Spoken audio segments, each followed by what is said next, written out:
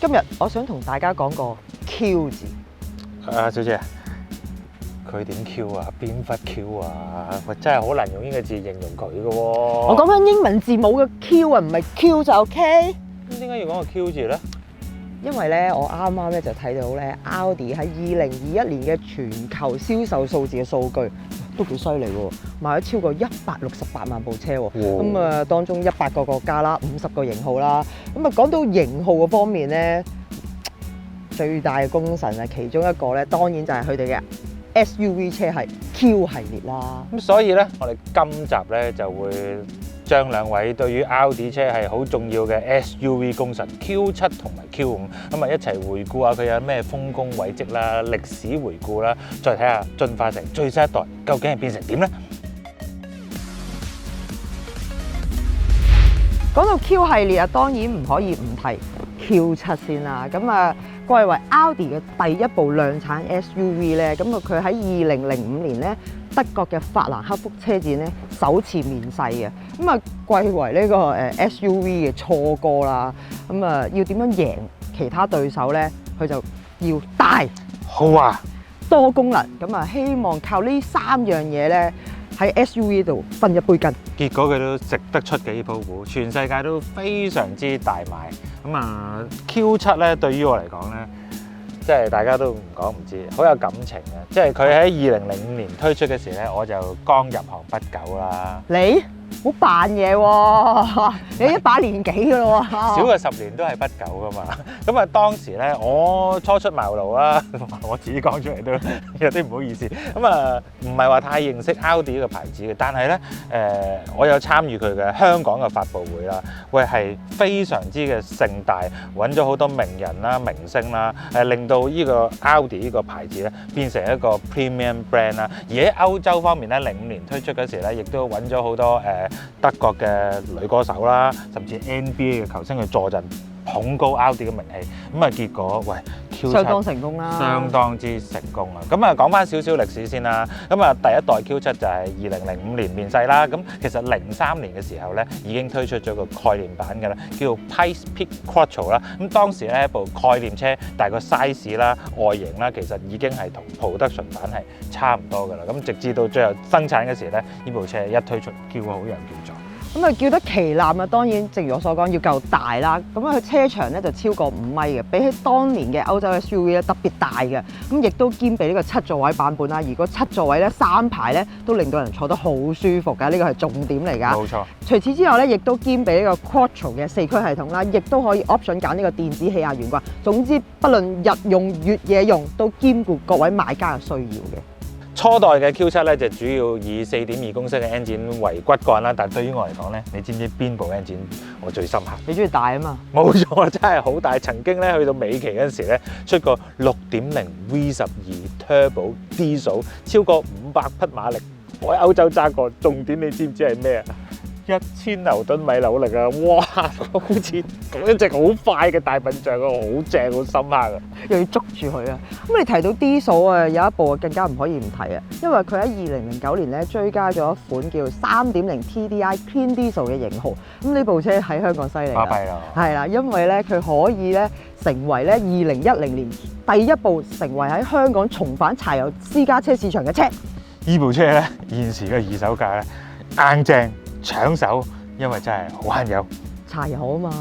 上一代 Q7 嘅空前成功咧，咁啊廠方當然會開發第二代啦。10年過後，去到2015年咧，第二代嘅 Q7 咧正式推出啦。車型車廂亦都進一步擴大啦。最重要咧就轉用咗呢個 MQB Evo 嘅底盤。除咗硬淨度提升操控之外咧，個地台亦都比較平，亦都比較好用啦。最重要咧係加入咗呢個4輪轉向系統，令到一部咧咁大型嘅 SUV 咧一樣可以靈活操作。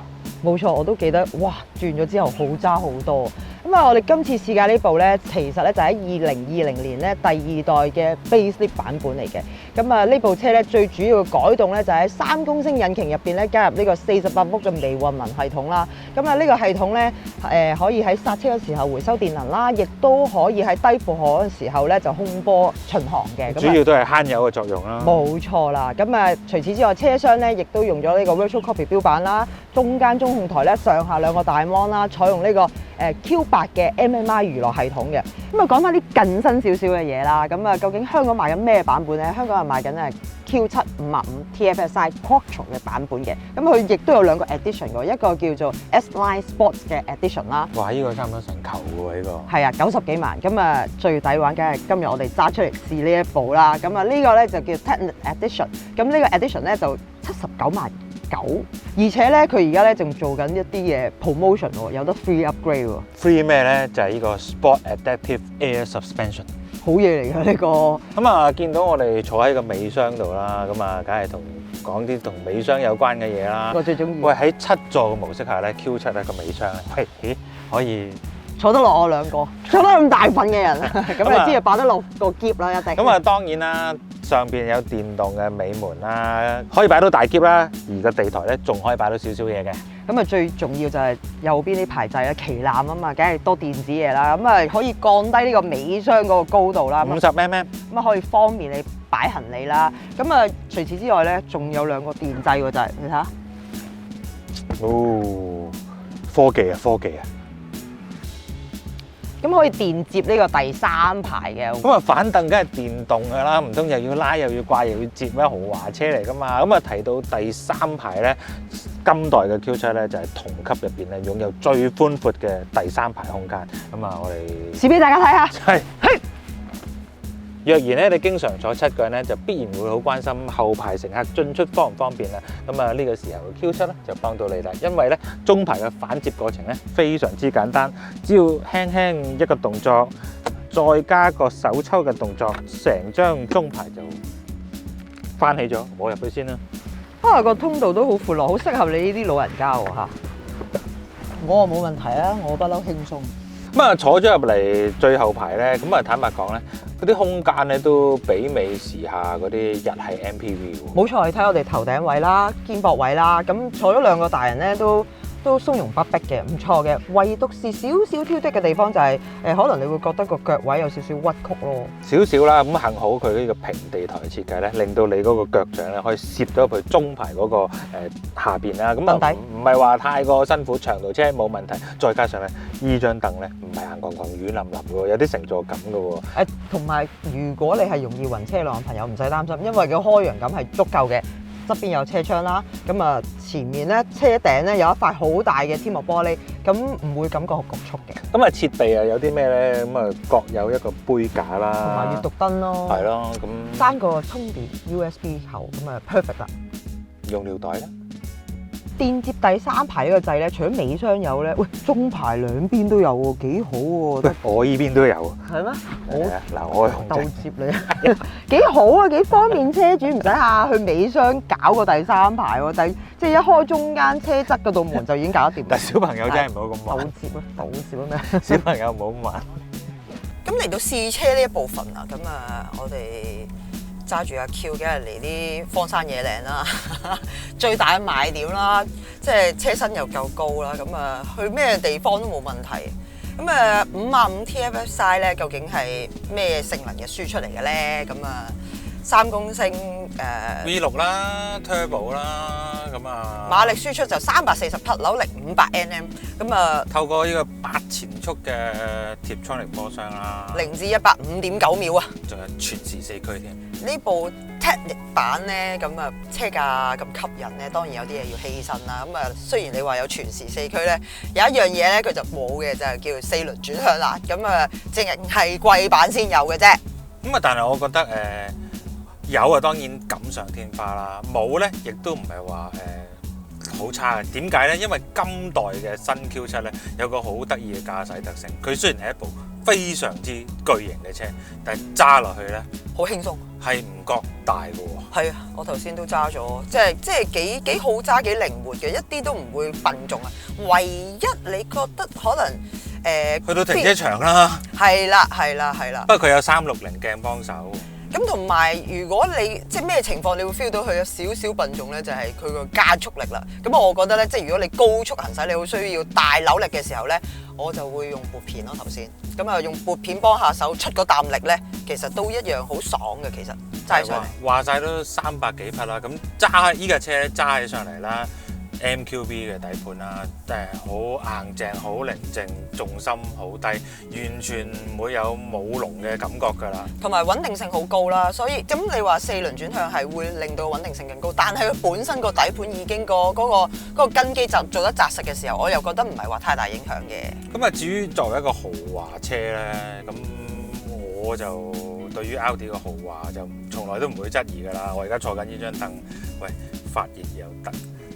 喂，大哥，人哋旗艦 SUV 嚟㗎，冷氣透風又得，係咁啊，仲有好多配備添。咁譬如頭先我哋都試過中排啦，咁啊中排都好舒服啦，空間好大啦，頭頂位超多啦，又有太陽擋啦，咁啊亦都有2個 Type C 插口啦，咁啊中排亦都有呢個恆溫冷氣啦，有個 mon 俾你校啦，咁除此之外咧，仲有360鏡頭啦。咁雖然你揸住咁大架車，女士都唔需要太擔心嘅，因為佢個360鏡頭咧好清晰啦，亦都有呢個自動泊車輔助系統嘅。同埋咧，呢架車有好多唔同嘅行車模式啦，再加上頭先阿詹都講過啦，咁啊優惠期入邊咧送嗰套 Sport Suspension 啦，呢架車揸落嚟咧 sporty 嘅喎。我自己咧最中意咧就係依份波箱 panel 咧，喂，呢支波棍哇好有設計感，飛機嘅感覺啊！又想搭飛機，係好掛住旅行，就慢慢等下先啦嚇。咁頭先你提到有氣壓懸掛升降啦，咁啊佢咧就可以自己自動調校個懸掛高度嘅。咁喺香港基本上你去邊度都唔係大問題啊，完全冇難度啊。係咁咁呢個 Technic 版咧，咁仲有啲咩咧？咁就咁啊平咗啲啊嘛，咁啊拎細少少嘅，咁啊其實都有20寸啊，20寸都叫細少少。咁因為貴版有21啊嘛，咁另外咧亦都會有齊安全系統嘅，好似Lane Keeping 啊、Lane Departure Warning 啊、防撞啊嗰啲都有齊，咁啊安全嗰方面咧都唔需要太擔心嘅。咁其實綜合各方面嘅嘢，咁呢口價如果有部 Q7啊，確實性價比好高嘅，又有空間，咁啊又可以坐7個人，又豪華，咁又有性能，又劈得，係啊！咁其實真係如果以 SUV 嚟計，真係 OK 喎呢口價，我自己覺得啊。我就幾中意呢啲載得多人嘅車，不嬲都重視家庭啊嘛。咁但係重視家庭，我又唔想喂有太大嘅駕駛感損失嘅話，咁呢啲車咪不二之選咯。係夠力就得啦，有時我又覺得唔使下下去到好高性能嘅 SUV 嘅。冇有錯啊！係啊，高性能啊，嘥油啊嘛。咁啊 Q7 受歡迎啊，梗係食水之味打蛇隨棍上啦。咁啊廠咧好快咧就已經決定擴大 Q 系家族嘅版圖啦。咁啊隨之而來咧，當然就係細佬 Q5啦，係廠第2部嘅 SUV。咁啊，眾所周知啦，美國咧就係 SUV 一個非常之重大嘅市場啦。另一個當年仲未肯定係咪大市場，但係都預計肯定會無限爆發嘅市場咧，一個大肥豬肉啊！就係中國啦。所以喺2008年嘅北京車展上邊咧，Audi 咧就正式將量產版嘅 Q5 亮相啦。launch 嘅 event 依然係非常之龐大啦。其實早喺1年前嘅2007年咧，咁 Audi 咧已經透露咗少少 Q5 嘅味道出嚟。就呢個 LA 嘅車展上邊咧，展出咗一部叫做 Cross Cabriolet Quattro 嘅概念車。咁呢部咧係一部2隻門遠篷，好似 Q5 嘅 SUV。雖然最終 Q5 咧冇遠篷化，但係咧佢肯定就係 Q5 嘅前身啊！咁啊，火速2009年咧已經嚟到香港啦。咁當年咧就賣緊 2.0T 同埋3.2 Quattro 2個版本嘅。咁啊車價當然比 Q7 親民啦。咁啊屬於中產車價。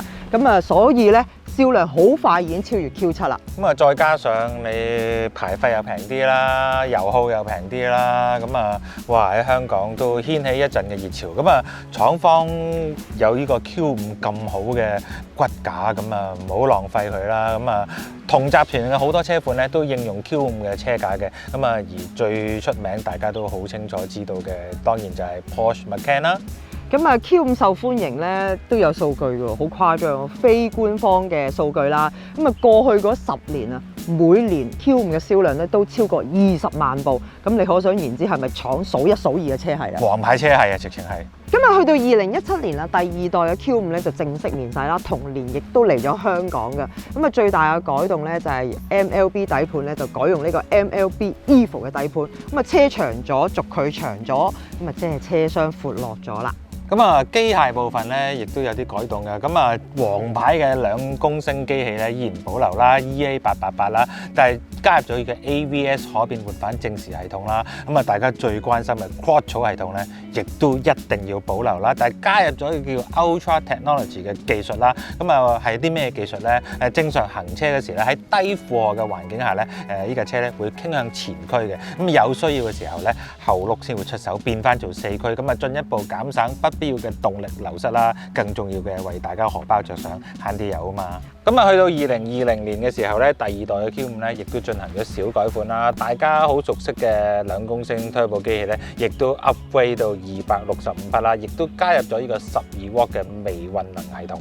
咁啊，都係為咗慳油啦。咁喺2021年咧，咁就已經極速嚟咗香港啦。咁啊喺同時間咧，亦都首次推出 Q5 Sportback 版嘅。咁啊，即係我哋今日45 TFSI Quattro 係啦，呢個即係出嚟試駕呢個型號啦。咁佢而家都有啲 promotion 做緊嘅喎。咁啊有兩個價錢嘅，第一個價錢咧就56萬有找嘅。咁你可以揀 Black Edition 或者 Comfort Package。咁咧呢個係 free upgrade 嚟嘅。我兩都要晒。可以58萬有找，57萬幾。咁啊呢個版本咧已經跟埋呢個20寸鈴啦、Matrix LED 頭燈啦，同埋 OLED 尾燈嘅。啊！啲窗框黑咗真係幾靚，呢個灰色真係呢個水泥灰啊，掟啊！好襯呢個 Sportback 車尾。I like it，非常中意喎。呀，咁啊試車咯。OK。由你試啦，唉。好，梗係咯。咁啊，另外我想講咧，就係佢個 Ultra Technology 技術咧，其實幾適合香港呢個路面狀況。同意。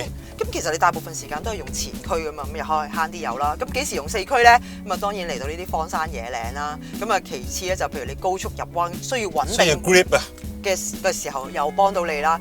打風落雨啊，咁嘅時候咧，你要過啲水氹啊路面啊，呢個時候咧又幫到你啦。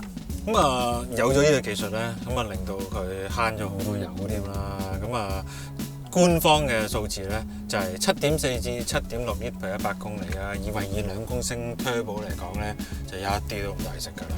係啊，直頭即真係以一部家庭車嚟講，呢個都係一個幾唔錯嘅賣點嚟嘅。而 EA888 出名嘅地方係咩咧？E-Fuel engine 係效率高，好爆，有低中高轉，咁啊激情嘅。但係你平時揸咧，你當佢一部普通代步車亦得㗎喎。即刻激情俾你。話嚟啊，再加上佢用 S-tronic 波箱咧，咁啊另一樣嘢我想講嘅，喂，係咩咧 ？Sportback 咧有 sport seat 㗎喎。喂，呢張凳咧，喂，你估唔到兩邊咧，喂夾得你幾揼冚喎。係啲 option 都即係OK 吸引嘅。同埋同 Q7一樣咧，喂，估唔到一樣有兩面燈。係啦，又即係 option 方面有一個勁大嘅天窗，即係近乎天幕嘅天窗啦，又有電尾啦，咁啊亦都有3區恒溫冷氣啦。都有 virtual cockpit 啦。係啦，啊你講住先，我呢度有啲肥兩嘢啊。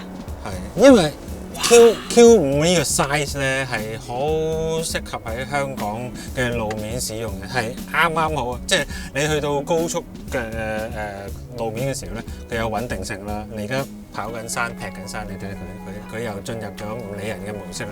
咁啊係一部好玩嘅車嚟嘅。咁啊，其實即係揸上嚟真係好玩啊嘛，大佬有少少聲俾你聽下啦。咁啊，車架又硬淨又靈活，不論新手同熟手揸都覺得會有分嘅架車。同埋靜咗好多。係冇錯，佢嗰個冇同埋個避震我都幾欣賞。成架車架除咗紮實之外，我感覺嗰啲微震啊嗰方面咧都即係將 Q5咧 upgrade 咗好多。縱使佢呢個避震冇得調校，但係佢係偏向 sporty 嘅 setting 嘅，但係佢唔會完全 sport 晒，佢保留翻一啲舒適度，日常用係冇問題嘅。咁啊，最後我都想問下你啦。咩啊？問咩啊 ？Q5有2個版本，你揀邊個版本？Sportback 定係唔 Sportback 咧？我梗係 Sportback 啦。都問你得多餘嘅，俾我揀咧，我都會揀 Sportback，即係真係型好多，有態度好多。即係當你只能夠擁有一架車，你要照顧日用性，要照顧家庭，但係你心底裏有一個跑車嘅基因喺入邊。係，佢有跑，即係有少少跑化 SUV 嘅味道俾你揸出嚟，威都型啲啊，大佬啊！係呢個時候你就需要一部咁樣嘅運動型 SUV 咯。係 Q 係喺 Audi 嘅品牌入邊，即係一路咁受歡迎，都有佢嘅原因嘅，有樣、有性能、有空間、有實用性。今次一次過介紹兩個車咧，都嚟到尾聲啦。咁啊，真係係個價錢筍咗，吸引咗。咁我哋幫大家介紹下啦。咁啊，記得 subscribe 我哋嘅 YouTube channel 啊、Facebook 啊、IG 啊，知唔知啊？唉，佢終於理我啦〜